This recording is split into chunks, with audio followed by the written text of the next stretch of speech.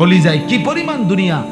60 বছর বয়সেও হাইটা হাইটা সুদের টাকা খোঁজে, খুদ বিদেশ পাঠাইব, কিস্তি নেয়, মরার খবরও না। কলিজায় কি পরিমাণ দুনিয়া, কলিজায় কি পরিমাণ দুনিয়া। 90 বছর বয়সে বিছানা শুয়ে শুয়েও ওনার ফিকির একটা ফুত পিতা করছত নাতিগার বিদেশের বিষয়ে যে শুনলাম, আর আমি থাকতে যদি শুনে যেতাম নাতিগারে বিদেশ পাঠাইছ।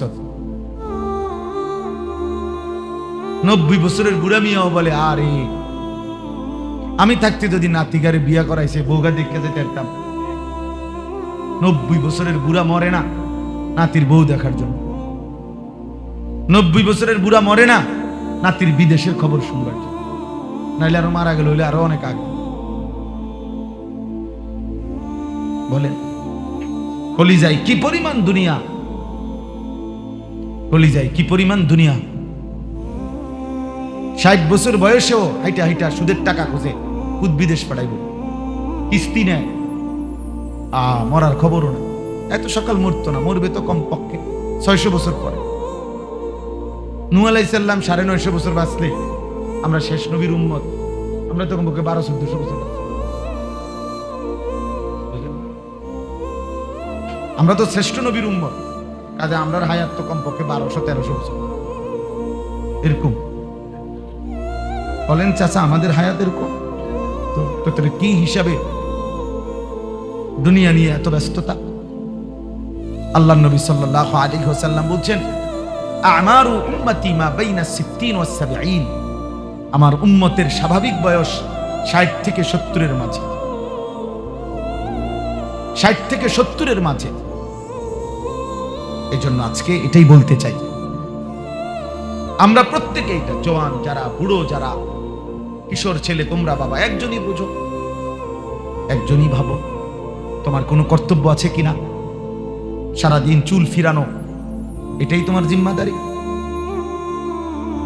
একটা মোবাইলের কাছে এইভাবে হেরে গেলা, দিন নাই রাত নাই, সারাদিন শুধু ছবি দেখবা, নারী দেখবা, বন্ধুদের সাথে ঘুরবে, এরই নাম মুসলমান? একজন ভাবো, সবাই একসাথে ভাববে না, সবাই একসাথে বদলাবে না। সবাই একসাথে বদলাই গেলে তো নবীজির জমানাতেই বদলাই যাবে। নবীজি সাল্লাল্লাহু আলাইহি সাল্লামের 23 বছরে সকলেই 100 কালেমা পড়ে ফেলতে, বুঝাই গেল সর্বযুগে এমনই হবে, সব সময় এমনই হবে। ইমানদার অল্পই হবে, আল্লাহর দিকে অল্পই ফিরবে, আল্লাহকে অল্পই সেজদা করবে, আল্লাহর জন্য অল্প লোকেই জান মালের কুরবানি করবে, আল্লাহর জন্য জীবন বিলিয়ে দেওয়ার জিহাদের স্বপ্ন অল্প মানুষই দেখবে। কিন্তু আল্লাহ তাআলার বিজয়, সফলতা, আখিরাত, জান্নাত ওই অল্প লোকদেরকেই দিবে, ওদেরকেই দিবে, ওদেরকেই দিবে। লাআমলাআন্না জাহান্নামা কাসীরাম মিনাল জিন ওয়াল ইনস, আল্লাহ বলেন আমি জাহান্নামকে পূর্ণ করব অসংখ্য অগণিত জিন এবং মানুষ দিয়ে, জিন এবং মানুষ দিয়ে জাহান্নামকে পূর্ণ করব। আল্লাহ আমাদেরকে হেফাজত করেন। এজন্য আমাদের জীবন দুইটা ভাগ করা। এই আয়াত, আমি একটা আয়াত শুধু পড়ছি, এই আয়াতটার আমি এখন তর্জমা করতেছি, তাইলে আমার কথা শেষ। এই তো আয়াতের মূল বক্তব্য হলো মোহাব্বত, ভালোবাসা। ভালোবাসা মানুষের অন্তরের একটি বিষয়, মোহাব্বত প্রত্যেক মানুষের অন্তরের একটি বিষয়। মাইলানুল কলবে ইলা শাই, আরবিতে বলা হয় অন্তর কোন জিনিসের দিকে ঝুঁকে যাওয়া, এটাকে বলে মোহাব্বত, ভালোবাসা।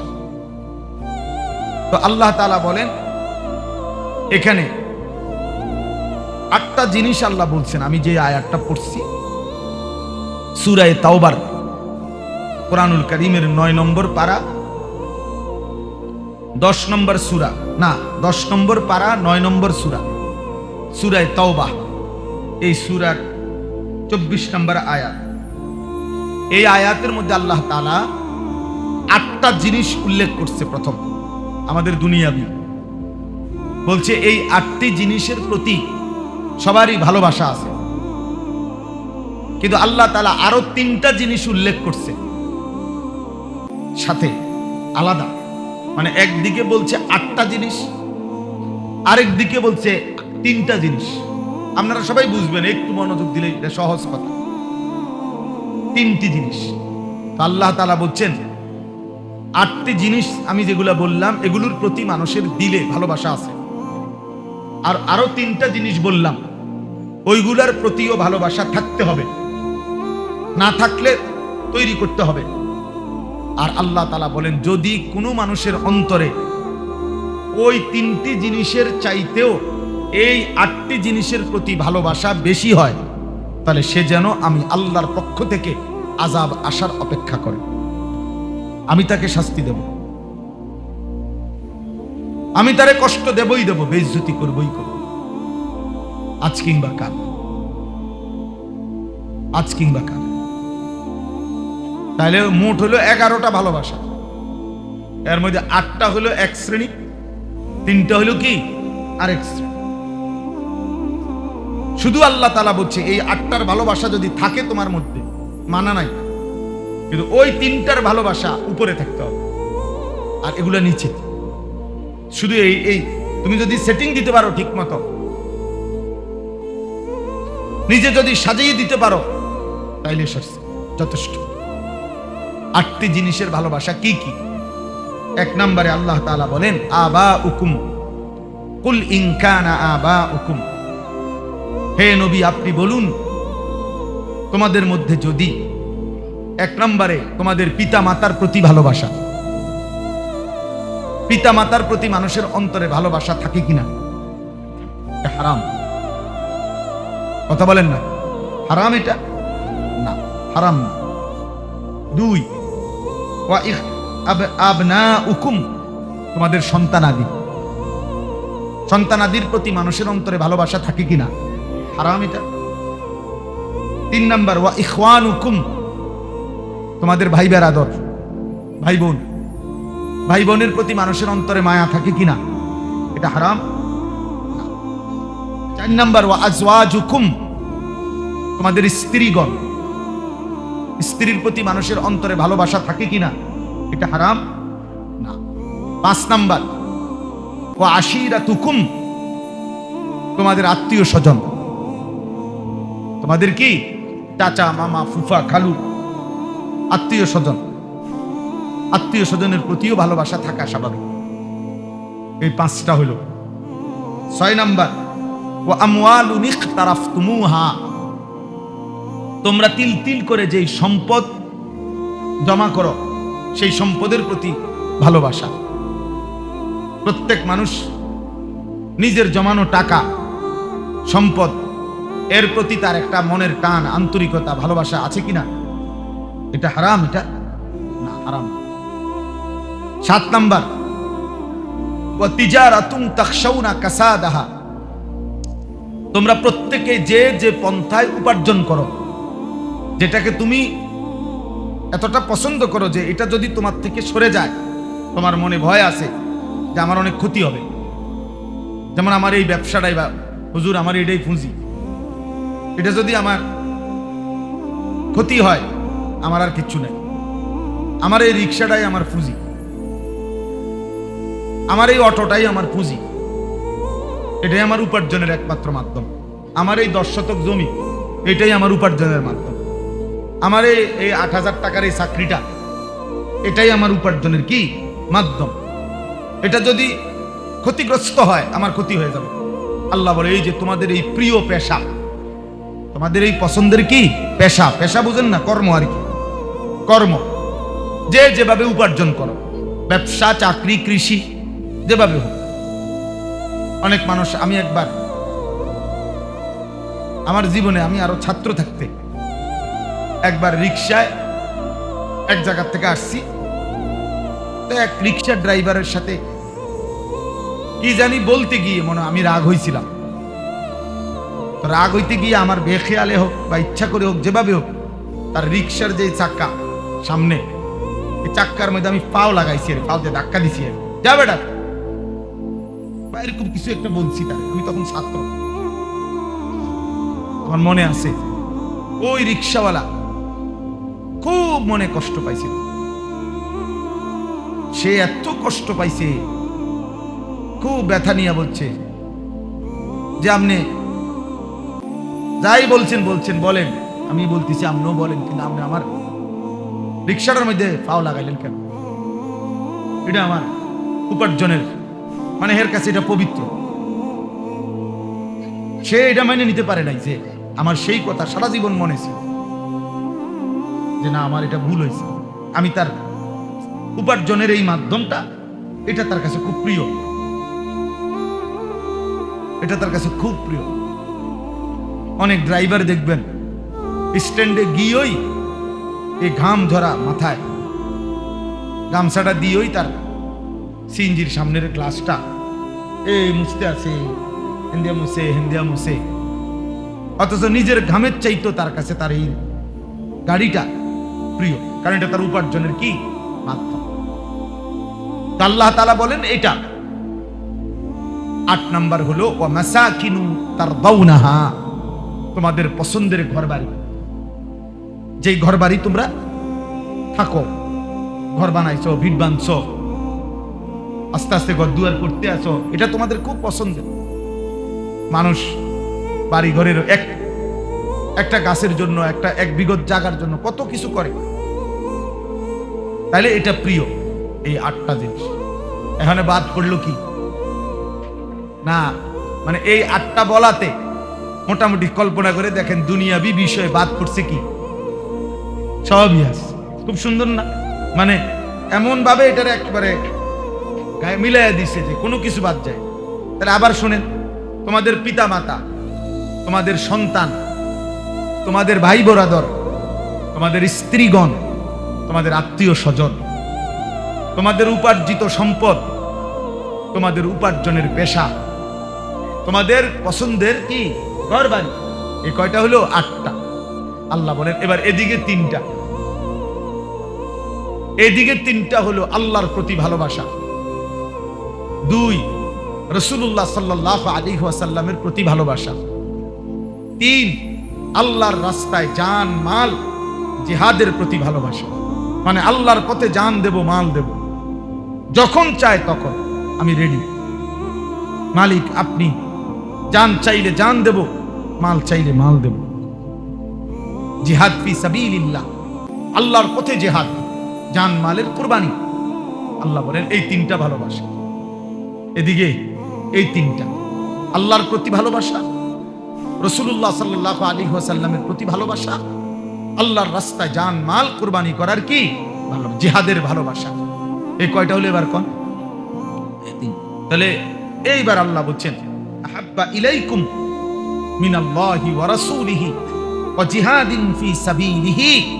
হে বান্দা, যদি ওই 8টি জিনিস তোমাদের নিকট এই 3টি জিনিসের চাইতে বেশি প্রিয় হয়, ফাতারাব্বাসু, তাহলে অপেক্ষা করো, হাত্তা ইয়াতি আল্লাহু বিআমরি, অচিরেই তোমাদের উপরে আল্লাহর আযাব আসবে, আসবে, আসবেই। তোমার নাফরমান তুমি বেইজ্জতি হবাই হবা।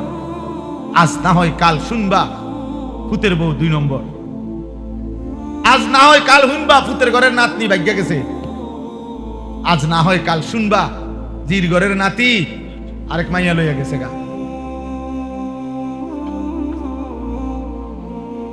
বুঝেন নাই? একটা না একটা শুনবাই, বেইজ্জতি হইবাই, অপমানিত হবে। আজ না হয় কাল শুনবা, তুমি না শুনলে তোমার ফুতে হইলেও শুনবো তোর আব্বা সুদখোর ছিল। যা বেড়া, কথা কইস না বেড়া, কথা কই সরেনতে, চিনি না তোর দাদা কিতা ছিল বেড়া, 10 গ্রাম জ্বালাইয়া খাইয়া গেছে বেড়া, অন মরছে কবরে বেড়া, পিছে দিয়ে ফিরো।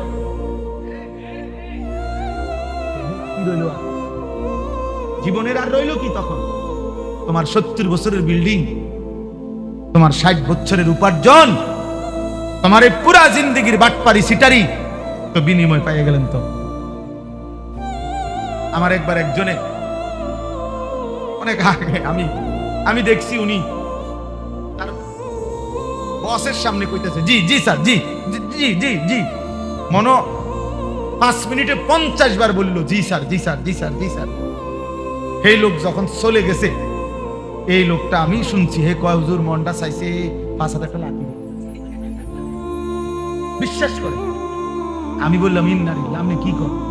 আমি যদি দেখলাম 5 মিনিটের মধ্যে মনে 50 বার কইলেন জি স্যার, জি স্যার, এখন আপনি কোন 5,000 লাঠি দিতে মন চায়? বেটা হলো যাইও সাইল না। সেই লোক তখন বলছে হুজুর আপনি জানেন না, কাটটা সুদখোর, এই শব্দটা কাটটা সুদখোর। তাহলে তোর বিল্ডিং এর আর কি দাম রইল? তোর কোটিপতির আর দাম কি? ইজ্জত কোথায়? আল্লাহ তাআলা বলছে বেইজ্জতি আমি তোমারে করব। সব শাস্তি মানে থাপ্পড় দেওয়া না, সব শাস্তি মানে মাথার তুললে আসার দেওয়া না, আসার দেওয়া না। আজকের চাইতে বড় অপমান কি একজন মুসলমানের? একজন মুসলমানের উপরে এর চাইতে বড় গজব কি বেটা, যে তার 18 বছর 20 বছরের ছেলে, তাগড়া ছেলেটা খোদার 365 দিনে একদিনও 5 ওয়াক্ত নামাজ পড়ে না। এর চাইতে বড় লানত আর কি হইতে পারে আমাদের জীবনে? নিয়ে আপনি মুসলমান হওয়ার পরে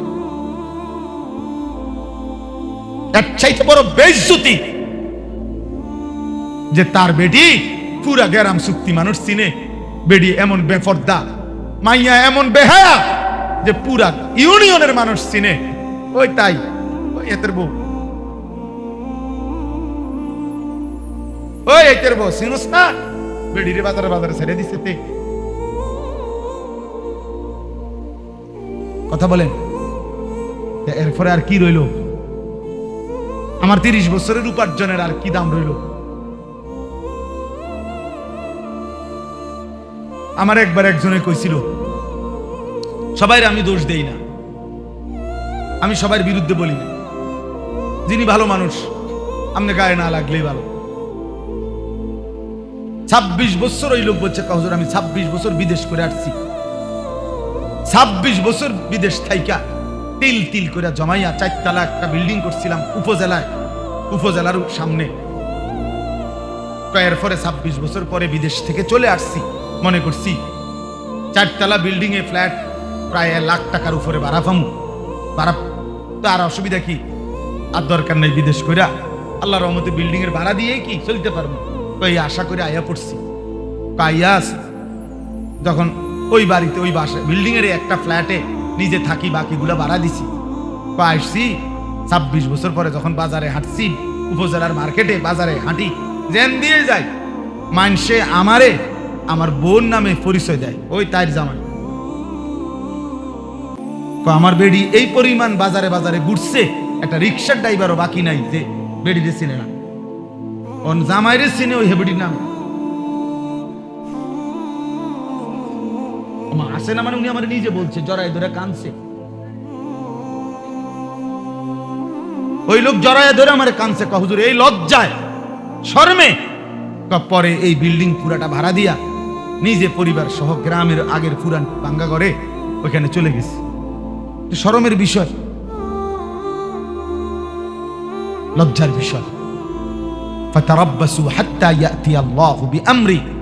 এজন্য যুবক নারী দেখো, ছবি দেখো, কিন্তু এটা মনে রাখবা, তোমার সামনে হোক আর পেছনে হোক, মানুষ তোমাকে অসতী বলে,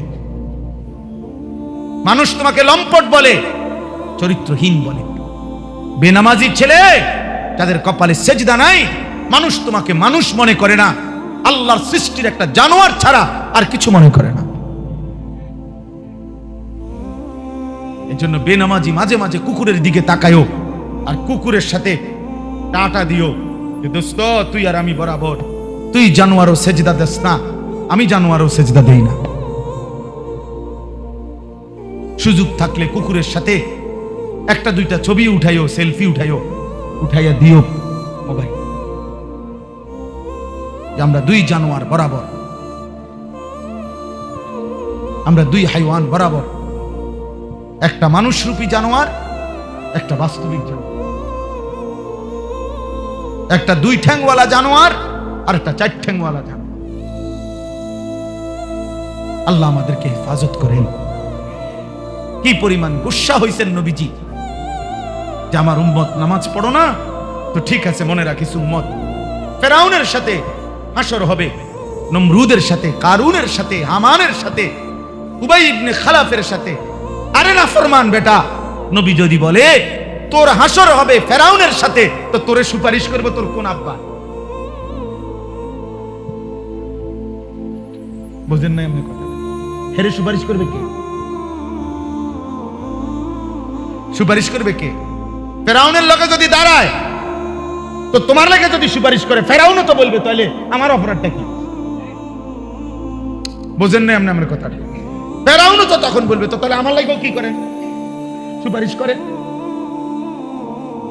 এখন এই হাদিস কি মিথ্যা?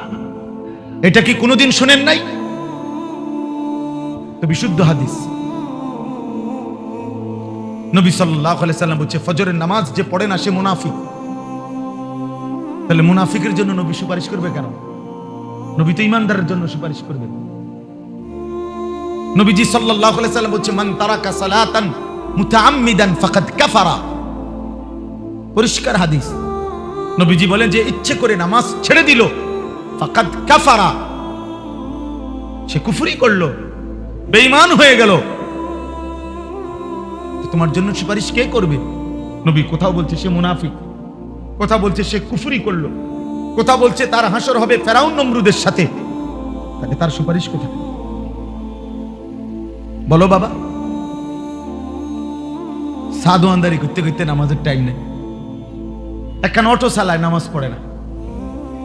আরে হতবাগা, দুনিয়াও তো টানা হেসরার মধ্যে রইলি, আর আখেরা তো জাহান্নামে গেলে লাভ হইল কি? দুনিয়াও তো বেশি কিছু হইল না, দুনিয়াও তো অভাব পূরণ হলো না, সেজদাও দিলা না, তাহলে আখেরাতটাও নষ্ট করলা, দুনিয়াও তো বেশি কিছু পাইলা না। মাস শেষে ইনকাম আই 30,000, কিস্তি চলে 4টা। কথা বুঝেন নাই? কিস্তি চলে কয়টা? 4টা। কিস্তি দিয়ে আর থাকে না। আমি জানি না আমরা কি সাদের দেশে থাকি? আমরা মানুষের লোকে থাকি না? কথা বলেন না তো? আমরা জানি না মানুষের কি অবস্থা? আমরা তো আর কোনো ওয়াজ করে গিয়ে বা সাদের দেশে জায়গা না, তাহলে আমরা তো আপনাদের সাথেই থাকি, আমরা বুঝি না? আমরা চিনি না এই সমাজের মানুষ? কই অভাব কই গেল বাবা? অভাব কই গেল? কই অভাব তো দূর হয় না। কোন কিস্তিখোর তার অভাব যায় না। কিস্তি এত ভয়ঙ্কর, কিস্তি এত জঘন্য, এই জঘন্য হারাম যে একবার জড়ে তো এইবার তাকে এটা চক্রাকারে তাকে একটার পর পর একটা এমন ভাবে আটকাইয়া ফেলে পেঁচে, এমন ভাবে আর এই নাফরমান এটা থেকে ছুটতে পারে না। কিস্তি নিয়ে আপনার সোফা কিনছে, কিস্তি নিয়ে টেলিভিশন কিনছে, কিস্তি নিয়ে আপনার মোটরসাইকেল কিনছে। কি পরিমাণ দরকার হয়ে গেছে আপনার মোটরসাইকেল, সোফা, যে নাইলে সমাজে ইজ্জত থাকবে না।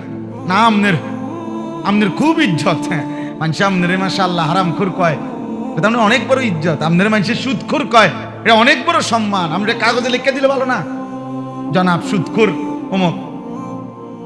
আপনার যেহেতু অনেক সম্মান, সোফা দিয়ে নি ইজ্জত। কথা বলেন না কেন? ইজ্জত সোফা দিয়ে, ইজ্জত খাট দিয়ে, ইজ্জত মোটরসাইকেল দিয়ে, ইজ্জত তো তাকওয়া দিয়ে। ইন্না আকরামাকুম ইনদাল্লাহি আতকাকুম।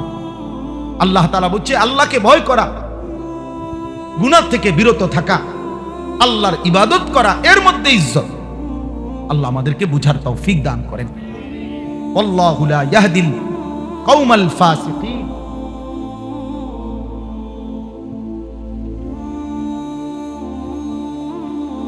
বলতেছি আল্লাহু লা ইয়াহদিল কওমাল ফাসিকিন। আল্লাহ তাআলা শেষ কথা বলছে। প্রিয় ভাই শুনো, এই শেষ কথা হলো, কথাটা আপনি সহজে বুঝছেন তো? ওই 8টি জিনিস বাদ দিতে বলছে আল্লাহ। কথা বলেন না কেন? না, ওগুলো থাকো, কোনো অসুবিধা নাই।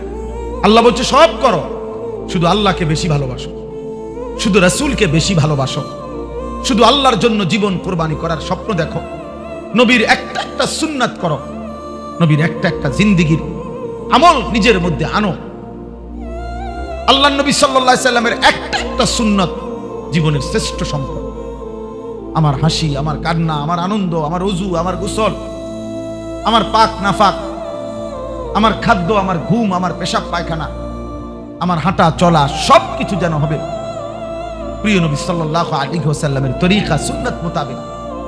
সুন্নাত আমরা এই কিতাব বিক্রি করি, এই জন্য আমার গাড়িতে এই কিতাবটা বাংলায়, আপনার বাংলা ভাষায় সবচেয়ে প্রামাণ্য আমাদের প্রিয় নবী সাল্লাল্লাহু আলাইহি ওয়াসাল্লামের ভালোবাসায় একজন উম্মতের জীবনের সকল কিছু, একটা সুই সুতা থেকে শুরু করে জীবনের সব সুন্নাত, নবীজির জীবনে কোন কাজটা কিভাবে সুন্নাত কিভাবে করছেন, একেবারে প্রামাণ্য দলিল সমৃদ্ধ পূর্ণাঙ্গ একটি কিতাব তালিমুস সুন্নাহ।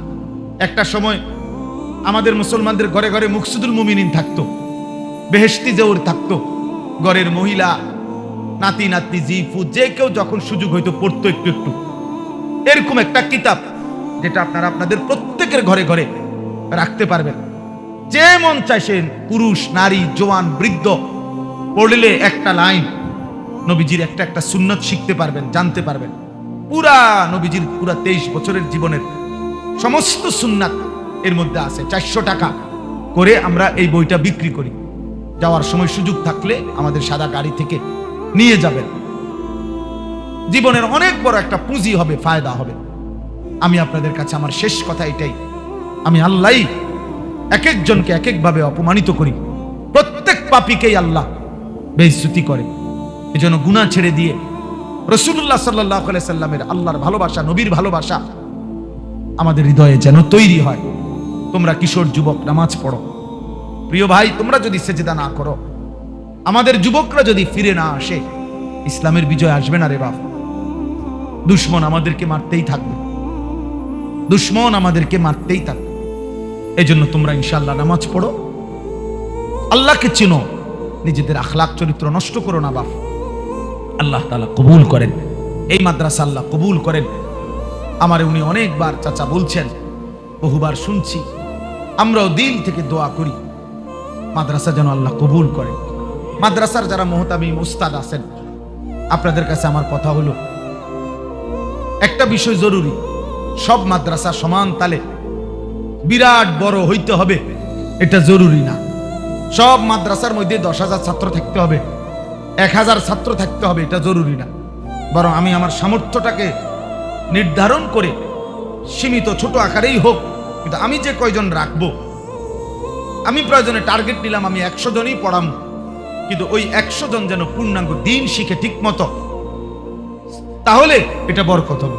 ছাত্র আছে 500, আইয়ে যায়, ঘুম যায়, বন খায়, চা খায়, হ্যাঁ, অর্ধেক বাই তো অর্ধেক উড়ানে, অর্ধেক রাস্তা, এরকম হইয়া লাভ নেই। এমন 500 হুনাইয়া লাভ, বরং ছোট হোক মাদ্রাসা, 50 জনই পড়ে, কিন্তু 50 জন পড়ার মতো পড়ে, শিখার মতো শিখে। আমার এটা ব্যক্তিগত কথা। অতএব উস্তাদরাও এইভাবে মেহনত করবেন। মাদ্রাসার প্রতিষ্ঠার সাথে যারা সম্পৃক্ত এলাকার কমিটি, আপনারা ওইটা ভাববেন। সব মাদ্রাসা বিশাল করে লাইবেন, উড়ে লাইবেন, এটি মুশকিল। বরং ছোট হোক, সুন্দর হোক, ছোট হোক কি হোক। আমার এক ওস্তাদ বলতেন যে খালের মতো ছড়াই লাইও না, তাইলে আপনার যখন শুকাইয়া যায় তখন একবারে ফাইটটা যায়। এই যে মাটি কয় দরকার, টিউবওয়েল, সাপকল, এটার মধ্যে অল্প দূর জায়গা লইয়া থাকো, সারা বছর পানি দিবে, সারা বছর পানি দেবে। এই জন্য মাদ্রাসা সুন্দরভাবে ছোট্ট পরিসরেই হোক আপনারা চালাবেন। আল্লাহ তাআলা আপনাদের মাদ্রাসা কবুল করে নেন, মাদ্রাসাকে ভালোবাসবেন। প্রত্যেকের কাছে আমার অনুরোধ, ছেলেরা তোমরাও বাবা, সবাই পকেটে হাত দিলে বাবারা মাদ্রাসার জন্য একটু সহযোগিতা করেন। যার কাছে 10 টাকা আছে 10 টাকাই দেন, যার কাছে 100 টাকা আছে 100 টাকাই দেন, 500 টাকা থাকলে 500 টাকাই দেন। আর যদি একান্ত না থাকে তো দোয়া করে দিয়েন। ছেলেরা বাবা তোমরাও ফিরাইয়ে দিও না, তোমরাও দাও। তোমরা ছেলেরা, তোমাদেরও দান করার অভ্যাস হওয়া দরকার। 100টা টাকা দাও, 10টা টাকা দাও, দিলে বরকত হবে। আল্লাহ চাইলে এই উসিলায়ও তোমার জীবন সুন্দর করে দিবে। আল্লাহ তাআলা আমাদের প্রত্যেকটা সন্তানকে ইসলামের জন্য, আল্লাহর দ্বীনের জন্য কবুল করে নেন। নেন, হাতে নেন, হাতে নিলে রুমাল লাগবে না ভাই, আমরা হাতে নেন, হাতে নেন, অসুবিধা নেই। যান, ওই পিছন থেকে একজন নওজোয়ান ভাই ওঠো, পিছন পিছন থেকে একজন ভাই ওঠো না।